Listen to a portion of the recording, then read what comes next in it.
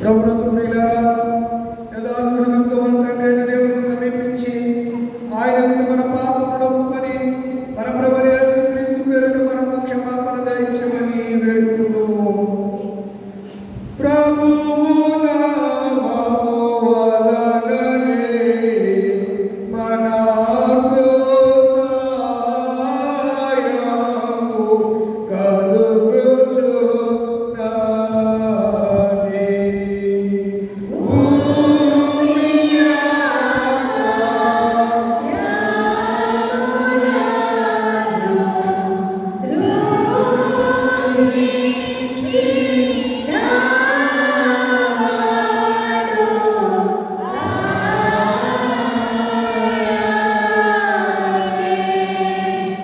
ప్రభు సన్నిధిని నా అతిక్రమములు నేనొప్పుకొందు నడుకొంటిని. నీవు నా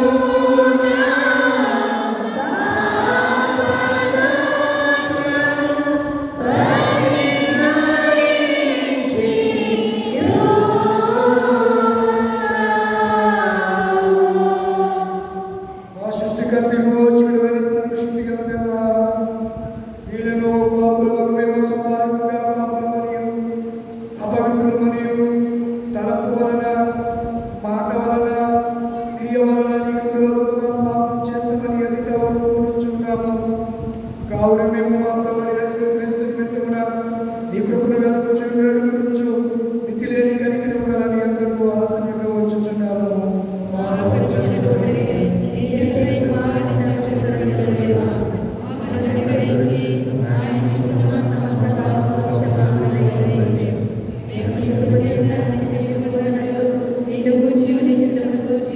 సరైన జ్ఞానము, నీ వాక్యము తగిన విధేయతను, ఆయన నీ వర్షాత్మకతను పొందింపమని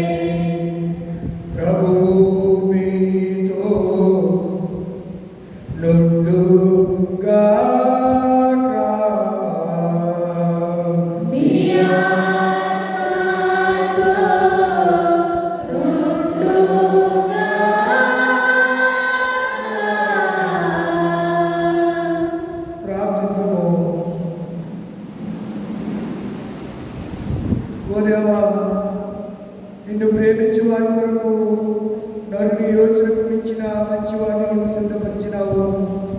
సమస్తమైన వాటి కంటే నిన్ను ఎక్కువగా ప్రేమించు మేము కోరగల వాటినన్నింటికి మించిన నీ వాగ్దానములు పొందినట్లు ప్రేమతో మా హృదయములు నింపుమని నీతోను పరిశుద్ధాత్మతోను సదాయక దేవుడవై యుగాయుగములు జీవించుచు పరిపాలించుచున్నట్లు నీ కుమారుడు మా ప్రభువైన యేసుక్రీస్తు ద్వారా వేడుకొనుచున్నాము. ఆమేన్. దయచేసి కూర్చోండి. ఋతువులోని 5వ ఆదివారం కొరకు ఏర్పాటు చేయబడిన పరిశుద్ధ లేఖన వాక్య భాగాలు బైబిల్ గ్రంథాన్ని చదువుగా విందాం. పాత నిబంధన వాక్య భాగం